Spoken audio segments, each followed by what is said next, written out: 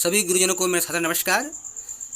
जैसा कि आप सभी को पता है कि वर्तमान में सभी बच्चों का कक्षा पहली से लेकर के 8वीं तक के सभी बच्चों का बेसलाइन आकलन पुनः लिया गया है और उसकी पेपर की जो जांच है संकुल स्तर पर विद्यालय बदलकर किया जा रहा है और उसकी जो अंकों की प्रविष्टि है संकुल स्तर पर ही 4 अक्टूबर और 5 अक्टूबर को किया जाना है। उसके लिए वर्तमान में सीजी स्कूल जो पोर्टल है उसमें बेसलाइन आकलन को रीओपन कर दिया गया है। जो पहले की प्रविष्टि की गई थी उसको रिमूव कर दिया गया है। अभी आपके सामने पूरी तरह से पेज जो है ब्लैंक दिखाई पड़ेगा, जिसमें आपको बच्चों के प्राप्तांकों की सही प्रविष्टि संकुल स्तर पर करनी है। तो चलिए वीडियो शुरू करते हैं कि किस प्रकार से आप बेसलाइन आकलन की प्रविष्टि कर सकते हैं। तो सबसे पहले आपको अपने ब्राउजर में cgschool.in ओपन कर लेनी है। ओपन करने के बाद आपको लॉगिन पर क्लिक कर लेनी है, जिसमें आपको अपना पंजीकृत मोबाइल नंबर और पासवर्ड के माध्यम से लॉगिन करना है।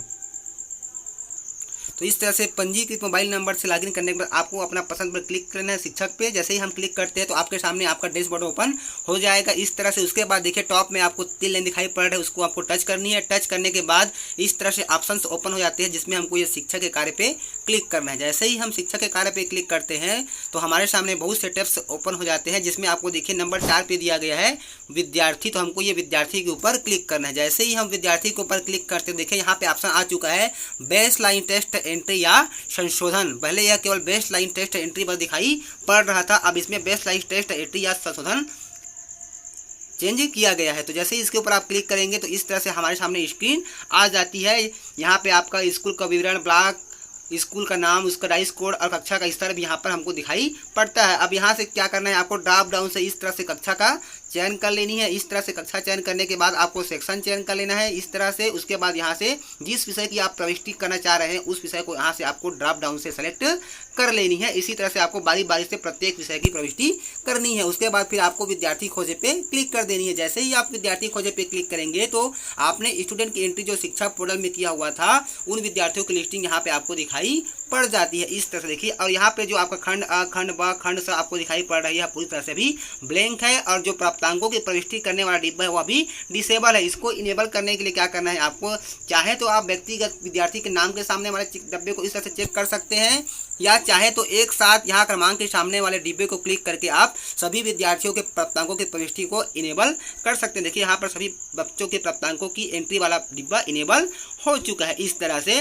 अब यहाँ पर आप पारी पारी से सभी बच्चों के प्राप्तांकों की प्रविष्टि यहाँ पर करते जाएंगे। खंड अ में कितना अंक प्राप्त किया है 30 में से, खंड ब में 12 में से कितना अंक प्राप्त किया है और खंड श में 8 में से कुल कितने अंक बच्चे ने प्राप्त किया, उसकी प्रविष्टि आपको बारी बारी से इस तरह से सभी विद्यार्थियों की आपको प्रविष्टि करते जाना है। उसके बाद नीचे में ऑप्शन दिया गया है सुरक्षित करेगा, उसको आपको क्लिक कर देना है। इससे क्या होगा, सभी विद्यार्थियों की प्रविष्टि एक साथ हो जाएगी।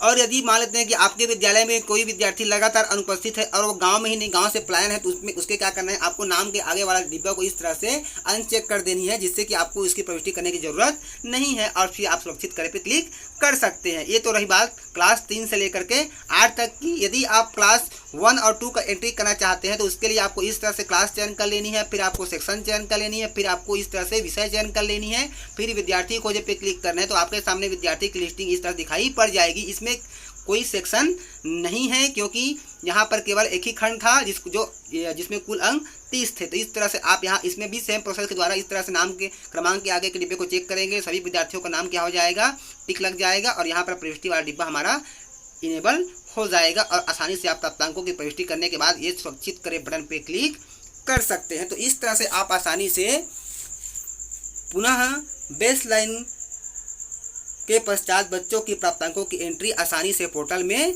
कर सकते हैं। इसके लिए सुविधा अब पोर्टल में उपलब्ध करा दी गई है। तो शिक्षक साथियों, आज का जो वीडियो आपको कैसा लगा हमें कमेंट्स कर जरूर बताएं। वीडियो लाभदायक हो तो जरूर शेयर कीजिए। तो फिर मिलते हैं साथियों एक नई जानकारी के साथ, एक नए वीडियो के साथ। तब तक के साथियों जय जोहार, जय छत्तीसगढ़, जय हिंद।